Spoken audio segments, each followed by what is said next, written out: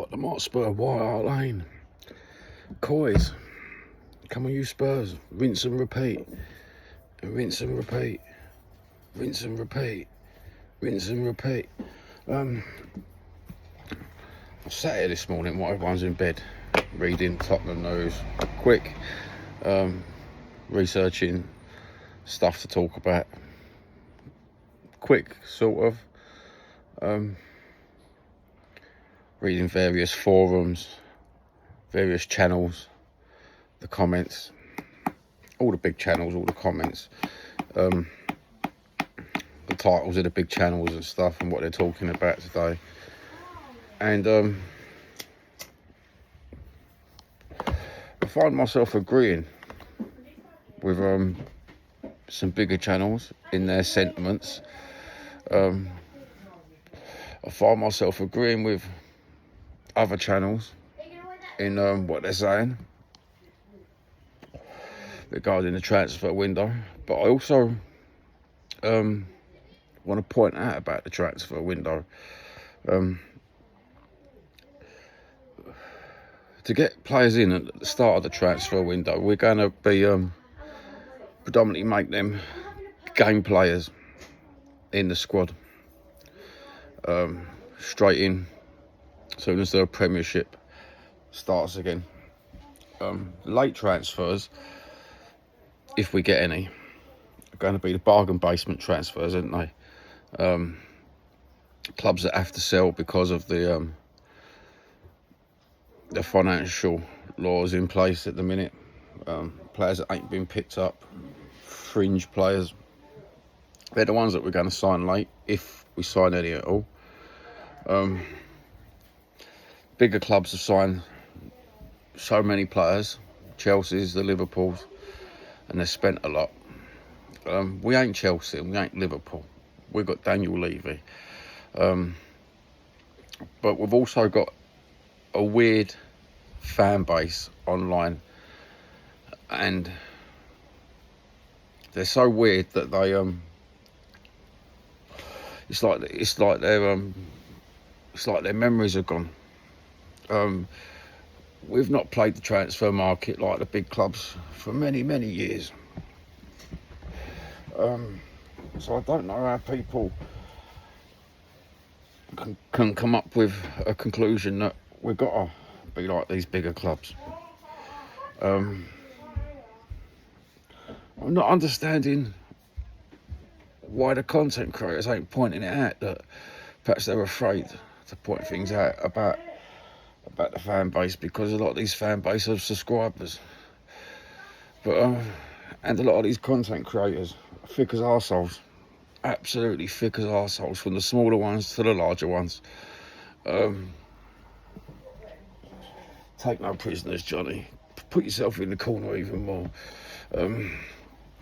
But the truth be told, so I'm just creeping up my dry legs at the minute, getting old. And do you know what? I see so many content creators doing content on the transfer window, and it sounds like they're impatient, when in reality they're not impatient. There's just no content. So if there's no content, don't bother putting nothing out if you can't think of a good idea. That's just my personal opinion. 5-minute videos constant about transfer windows, 10-minute videos about why a certain player should leave, why a certain player should come to Spurs. It's all rumours and gossips and a load of dog shit, and it is disheartening when you're a Spurs channel and you've got no news to talk about. Okay, we've gone to is it Hong Kong at the minute? And then people are speculating on the pre-season games. Maybe the next few pre-season games will be the ones worth speculating on, to be honest with you, because we've got PSG next month. So these are the games where get some minutes into their legs and everything else. I've got no expectations of Spurs going into the PSG game, to be honest with you. Just because the signings Maybe we've got a few pluses going for us. We've had a good few pre-season games, got minutes in their legs. We know we're going to play. Thomas Frank has implemented his little structure on it, what we're going to play. Double pivot at the back, that's what we're going to play. Double pivot at the back, and one lone striker with 3 creatives behind him. That's about as far as you can look long term into Tottenham under Daniel Levy.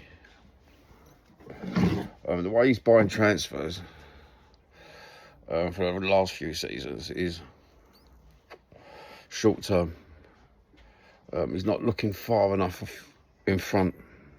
I don't know what that's due to. I think that's due to mismanagement of Tottenham Hotspur. This is where I agree with some of the bigger channels. Tottenham has been mismanaged to the point of, so you thought I hated the big channels because of their narratives. No, I understand their narratives. And I agree with what their sentiments exactly on Tottenham. It's been mismanaged. It's been micromanaged. I'm in no way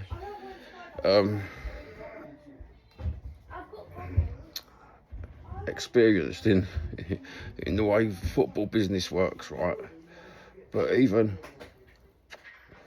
silly bollocks is like us people on YouTube can see that we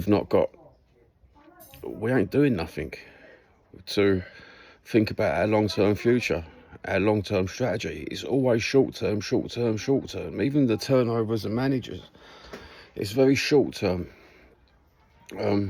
Certain players that we transferred in last season, well, not last season, in the Christmas transfer and after, they was to plaster over cracks that the injuries give us instead of having a proper rotational backups for our main players.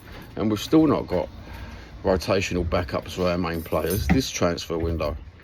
So you can see where everyone's coming from. Because if you're looking long term at Tottenham, nothing's happening. Nothing's happening whatsoever. The transfers that we brought in are well, they're average, mediocre.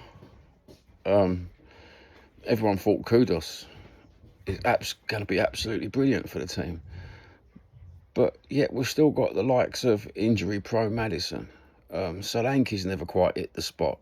He works hard, don't get me wrong. What's that other geezer? Kulusevski. No, the one I can't say his name properly. What's he look like? Got the dreads. Yves, boo. Doggy. No, for fuck's sake. Geezer, fucking the mobile geezer, you fucking say his name. Oh, Basuma. Never quite hit the spot. Spence played a couple of good blinders, and then he goes off ball.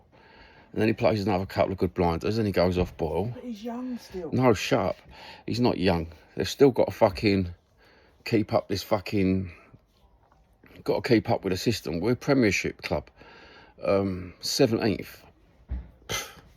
That was last season. That was absolutely dog shit. And that weren't just Angie's fault, that 17th. That was to do with... Okay, he spent loads of money in the transfer window, apparently. But that was micromanaged. The transfer was micromanaged by Daniel Levy as well. To the point of we just ain't getting in the experience. And at the end of this, we've got 4 weeks left of the transfer window now, haven't we, till 1st of September, so give or take a few odd days. And we're expected to sign transfers at the end of the transfer window with bargain basement transfers. And they're not going to walk straight into the squad, are they? Because they've had no pre-season. They've not got used to the tactics and the strategy and the formations and everything else like that. So we're going to have to wait another 2 months, which brings us to September, October, November, December sort of time before they actually show their peak performances and whether they're worthwhile. It's dog shit at Spurs. It really is dog shit at Spurs. This is why you see the big creators. I agree with some of the sentiments that they're saying the last couple of days. What do you think in the comments section? Do you think some of these big creators are right? They're not demeaning the team. What they're doing is just giving critique on what they're seeing from other clubs. Because if you analyse other big top 3, top 4 clubs like Chelsea, Liverpool, the spending has been exorbitant. How much have we spent? 120 compared to Liverpool's, what's that? Or compare it to Chelsea's, what's that? About 289 mil? I don't really know the facts and figures of it all. I've not analysed it all. But we've not spent much, have we? And to be honest with you, we could do with cash injection from ENIC properly. And we've got this new guy from Arsenal who's supposed to be actively talking. He likes to talk, he likes to tell you what's going on in the football club and everything like that, apparently. And he's not been very forthcoming either. And in fact, nothing from Spurs is very forthcoming. It's like Tinker Tailor, Soldier Spy, innit? It's like if you're in the know, you're in the know. And the people that are apparently in the know, they haven't got a clue. The ITKs of the Spurs world and the football world just haven't got a clue. Even to the point of you can bring up so many of these clickbait content creators from a month ago talking about certain players. These players are gone, long gone. We was never going to get them. If you're a Spurs fan, what expectations have you got for your club? It's disheartening being a Spurs fan, isn't it?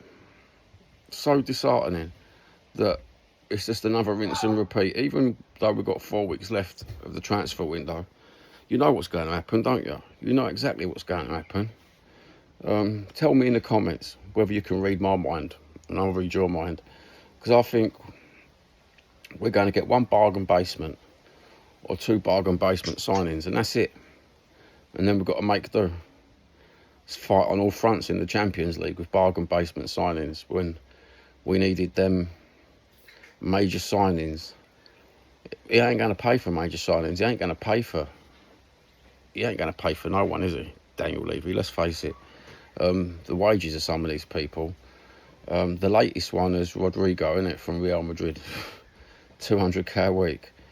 Mate, does that mean Son's going and he just transferred the wage bill over? I doubt he'll take less than that, coming from Real Madrid. If he's going to take less than that, he's not going to take a big dip in his wages, is he? So let's face it, probably ain't going to get him either. Put all your stuff in the comments, what you want to talk about regarding the transfer window and your expectations for Tottenham coming towards the end of Christmas and the beginning of the new transfer thing. Do you think Thomas Frank feels disheartened now he's at Spurs? How the transfer window has gone so far? Maybe he's thinking to himself, do you know what? I don't know why I bothered. Coming here. I don't know why we bothered signing him, to be honest, sometimes. And then I look at him and I think, perhaps he'd do us good. Have a good day. Take care. And baked potato.